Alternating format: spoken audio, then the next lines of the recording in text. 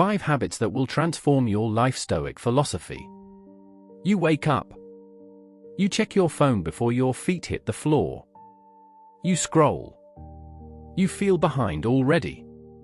The day hasn't started and you're already exhausted by it. Sound familiar? Here's what nobody is telling you. That feeling, that low-grade anxiety that follows you from the moment you open your eyes, it's not a you problem. It's not a weakness. It's what happens when you live without a philosophy. Without a framework for how to actually be a human being under pressure. The ancient Stoics faced this exact problem. Not with phones, sure. But with war, plague, financial ruin, political betrayal, the death of children, exile, slavery. Every form of chaos life could throw at a person. And they didn't just survive it. They built a system for living well inside of it. Today we're going to talk about 5 habits. Not hacks. Not tricks. Habits. The kind of practices the Stoics built their entire lives around. And each one of these will change something real in how you move through your day.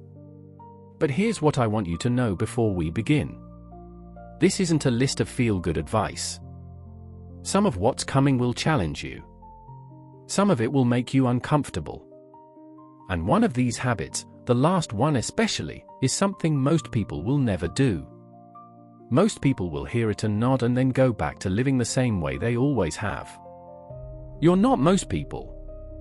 That's why you're here. If you're new here, this channel exists for one reason. To take the wisdom the Stoics spent centuries building and make it usable in your life right now. If that's what you're looking for, subscribe and stay with us. Trust me. If you stay until the end, the last habit alone will be worth it. Let's go. Most people start their day trying to make it easier. Easier wake up. Easier breakfast. Easier everything. The Stoics started their day by making it harder on purpose.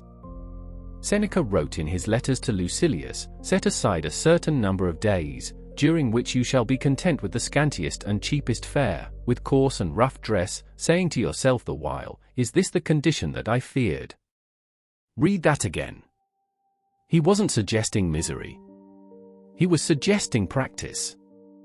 The practice of discovering that the thing you fear, the discomfort, the inconvenience, the lack, it is survivable. More than survivable. It's where your strength actually lives. Epictetus understood this from the bone. He was a slave. He didn't choose his difficulty. But he would later teach students to voluntarily embrace discomfort, because a person who has never been tested by hardship is fragile. Not strong. Fragile. In your life right now, this might look like a cold shower before you feel ready. Skipping breakfast once a week. Walking instead of driving. Not to punish yourself, but to say, quietly, to yourself, I am in control of what I can endure. The world does not get to decide my limits. I do. Ryan Holiday talks about this in The Obstacle is the Way.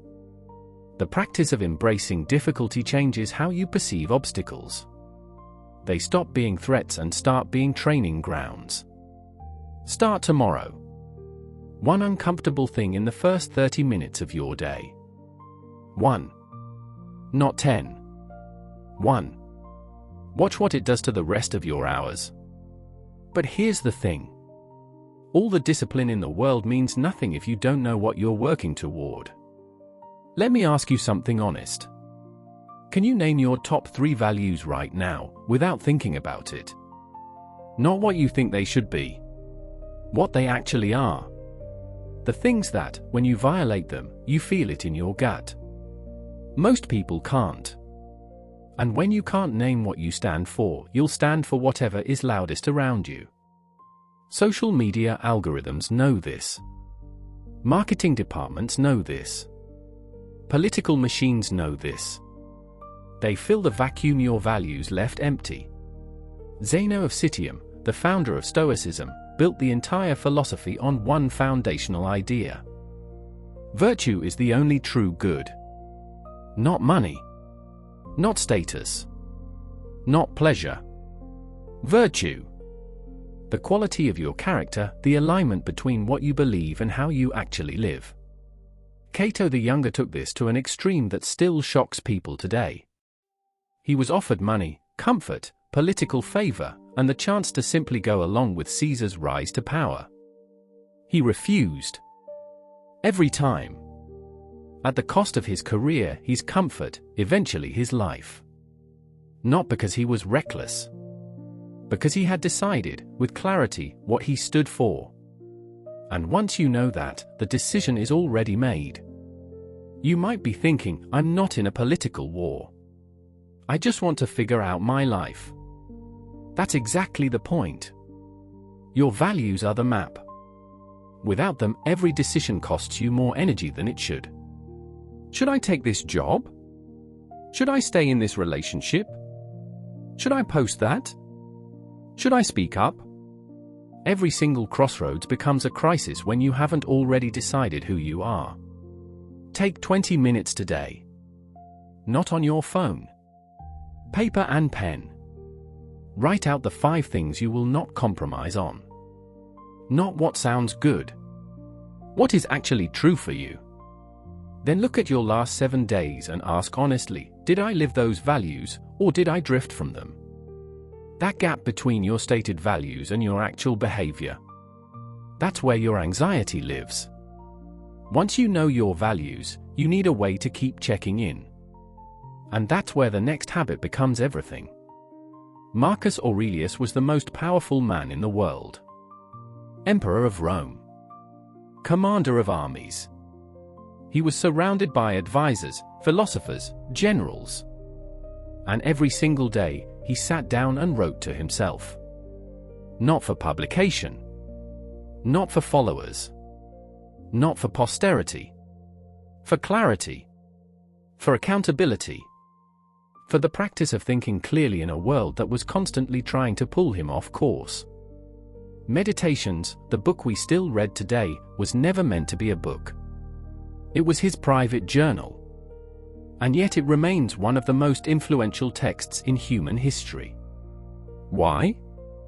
Because the practice of honest self-examination produces something no external advice can replace. A relationship with your own mind. He wrote in Meditations, you have power over your mind, not outside events. Realize this, and you will find strength. That line didn't come from nowhere. It came from years of daily practice. Years of sitting down, asking hard questions, and writing through the noise to find the signal. In 2025, journaling sounds like something people say they do but don't. There's an app for it. There are guided prompts. There are aesthetically pleasing notebooks gathering dust on shelves. That's not the practice. The practice is simple. Uncomfortable.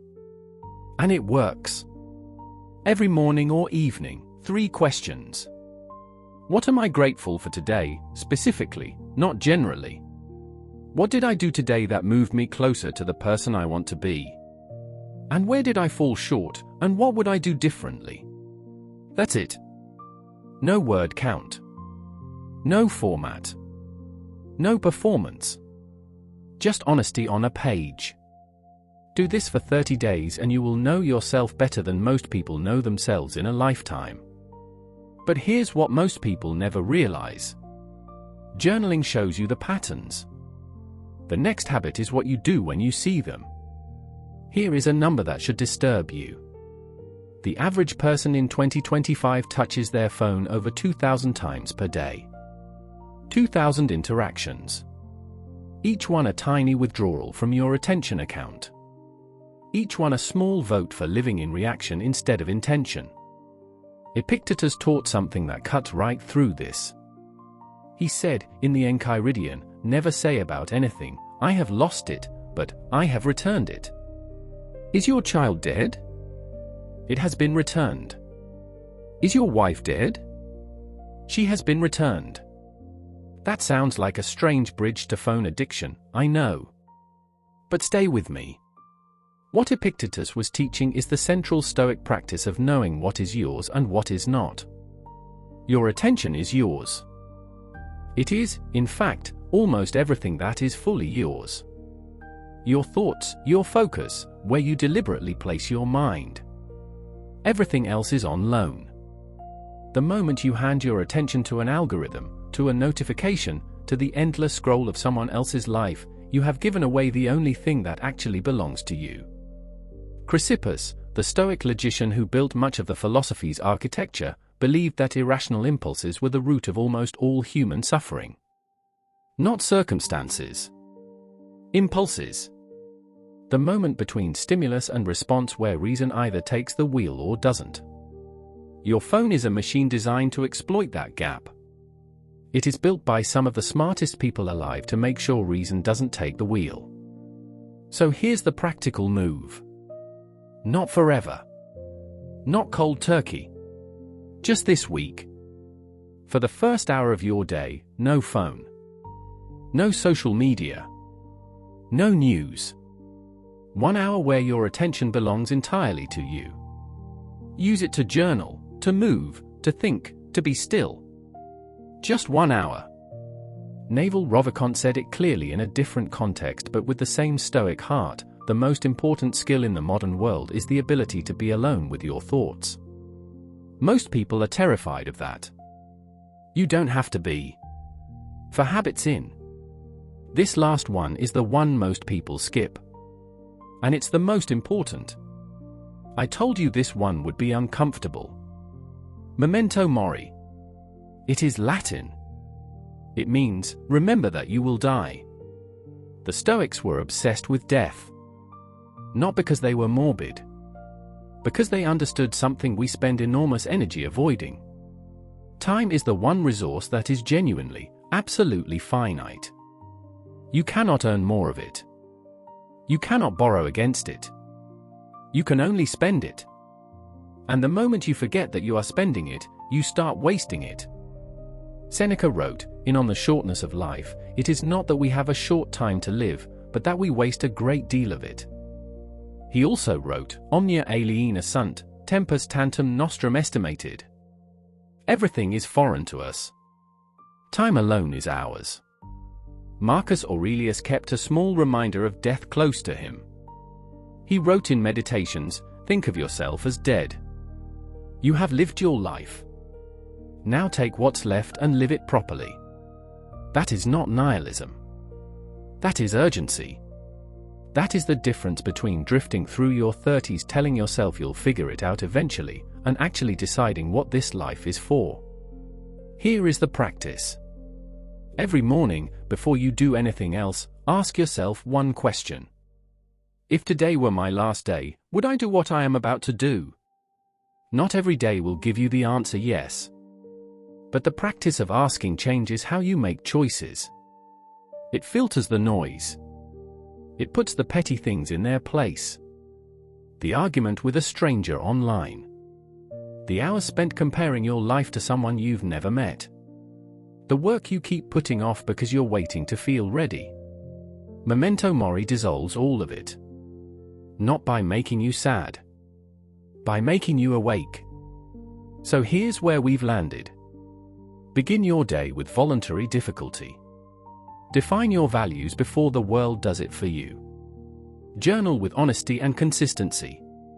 Guard your attention like the finite resource it is. And remember, every single day, that you are not here forever. These are not new ideas. They are 2,000 years old. They were practiced by a former slave who became the most respected philosopher of his age, by an emperor who chose duty over comfort every single day, and by men and women who faced genuine catastrophe and came through it with their character intact. The Stoics figured this out long ago, and we have largely forgotten it. You don't have to. Pick one habit from this list. Just one. Start it tomorrow. Not next Monday. Not after the new year. Tomorrow. If this video gave you something real, there's a full deep dive on Seneca's philosophy of time coming next. Watch that one next. It will change how you see every hour you have left.